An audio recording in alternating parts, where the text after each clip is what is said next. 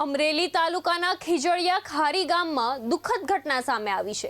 પ્રવીણભાઈ મોહનભાઈ પઢિયારની વાડીમાં આવેલા કૂવામાંથી એક વૃદ્ધ પશુપાલકનો મૃતદેહ મળી આવ્યો હતો।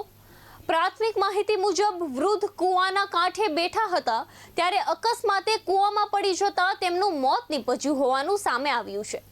ઘટનાની જાણ થતાં અમરેલી ફાયર વિભાગે સ્થળ પર પહોંચી રેસ્ક્યુ ઓપરેશન હાથ ધરી મૃતદેહને બહાર કાઢ્યો હતો। ત્યારબાદ મૃતદેહને પોસ્ટમોર્ટમ અર્થે અમરેલી સિવિલ હોસ્પિટલ ખાતે ખસેડવામાં આવ્યો છે। ઘટનાના ચોક્કસ કારણ અંગે પોલીસ દ્વારા વધુ તપાસ હાથ ધરવામાં આવી છે।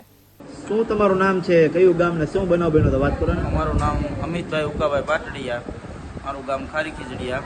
અમારા દાદા વહેલી સવારે ભેહું સરાવવા ગયા હતા, ત્યાં એ વાડી બાજુમાં કૂવો હતો, ત્યાં બેઠા હતા, ત્યાં ઊભા થવા ગયા, પગ લપસી ગયો અને ત્યાં અમને જાણ થઈ કે દાદા કૂવામાં પડી ગયા છે।